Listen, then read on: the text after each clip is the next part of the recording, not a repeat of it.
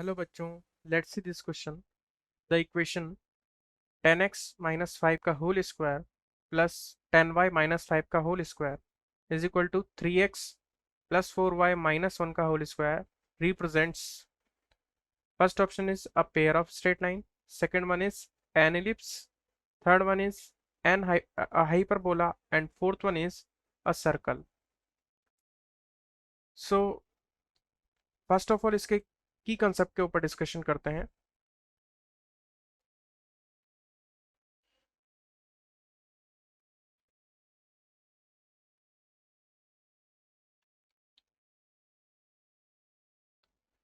सो यहाँ पर हमें option ellipse, hyperbola, circle and pair of straight line दे रखी है जो कि कॉनिक से बिलोंग करते हैं ना।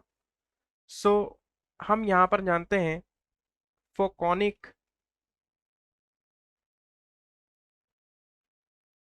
हम जानते हैं S P upon P M is equal to E होता है। एस क्या है? एस एक फिक्स पॉइंट है, पी इज वेरिएबल पॉइंट है। तो किसी भी वेरिएबल पॉइंट की फिक्स पॉइंट से डिस्टेंस और किसी भी वेरिएबल पॉइंट की किसी लाइन से डिस्टेंस का रेशियो हमेशा कांस्टेंट रहता है और वो कांस्टेंट ई के इक्वल होता है। सो ये रिलेशन हम जानते हैं फॉर कॉनिक के लिए। So S P is equal to E P M हो जाएगा।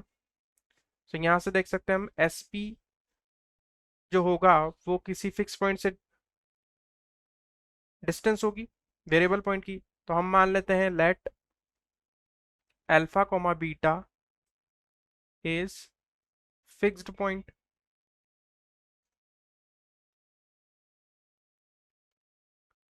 एंड एल एक्स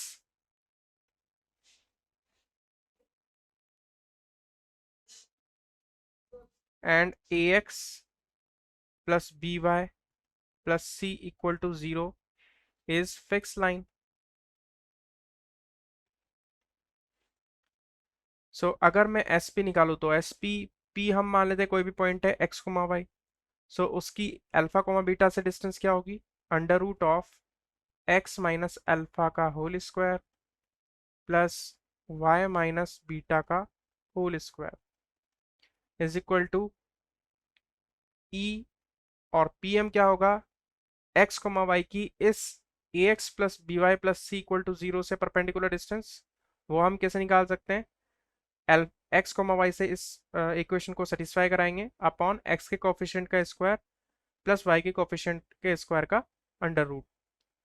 सो वो यहाँ हम लिख देंगे डिस्टेंस होगा A x plus B y plus C upon under root of A square plus B square. So इस कॉन्सेप्ट का यूज करके हम इसका सॉल्यूशन करेंगे। अब आ जाते हैं इसके सॉल्यूशन के पर।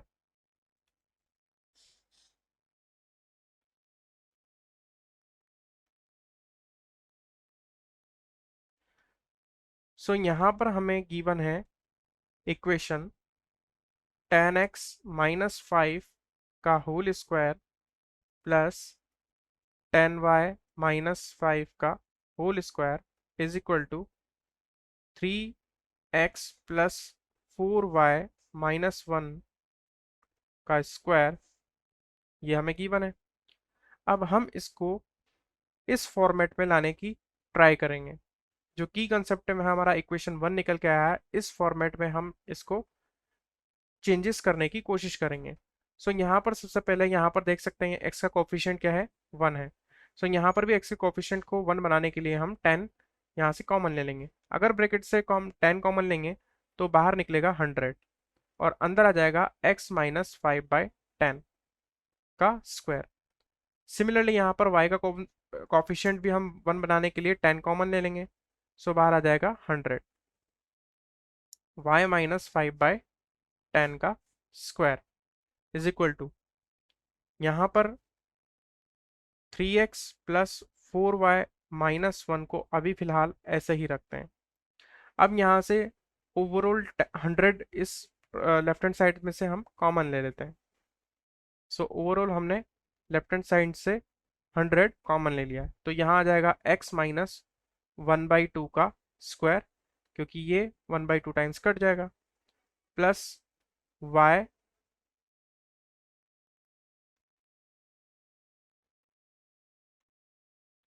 -1/2 का स्क्वायर, और यहाँ पर आ जाएगा 3x प्लस 4y -1 का होल स्क्वायर।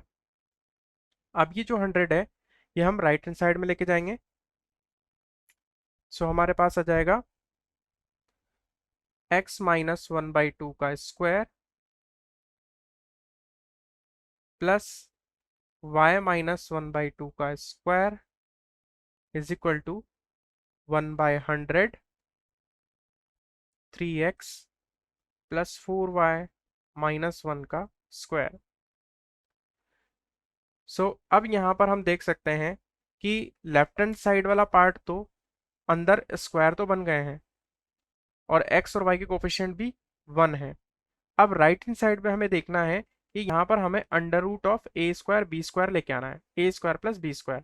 ए स्क्वायर का मीनिंग है x के कोफिशिएंट का स्क्वायर, और बी स्क्वायर का मतलब है y के कोफिशिएंट का square.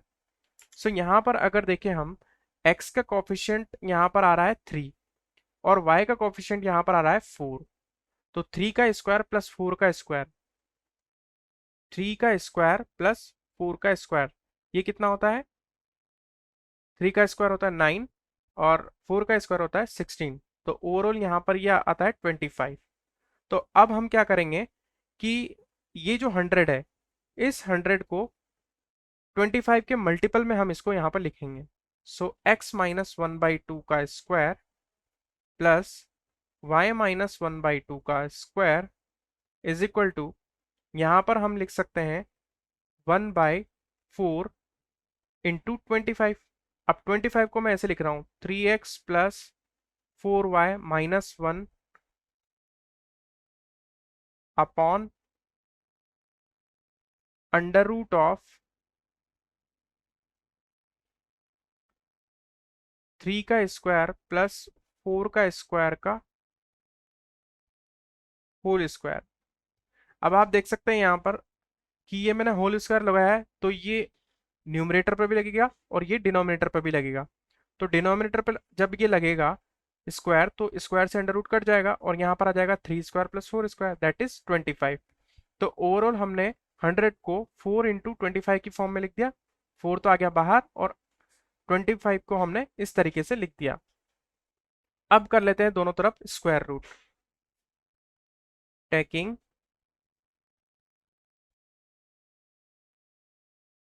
Square root on both side,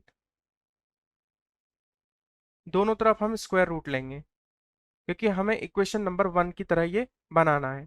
तो इधर आ जाएगा हमारे पास अंडर रूट ऑफ x -1/2 का स्क्वायर प्लस y -1/2 का स्क्वायर इज इक्वल टू, यहाँ 1/4 का अंडर रूट करेंगे तो आ जाएगा 1/2 और इसका अंडर रूट करेंगे तो यहाँ पर आ जाएगा 3x प्लस 4y -1 का मॉड डिवाइडेड बाय, यहाँ पर आ जाएगा under root of 3 square plus 4 square. So ये आ गई हमारी इक्वेशन नंबर 2। अब हम क्या करेंगे, कंपैरिजन करेंगे इक्वेशन नंबर 1 और 2 का। तो आप देख सकते हैं लेफ्ट हैंड साइड वाला पार्ट इसी की तरह दिख रहा है और राइट हैंड साइड वाला पार्ट इसी की तरह दिख रहा है। यहाँ पर हम देख सकते हैं, कंपेयर कर सकते हैं। तो by comparison, by compare 1 and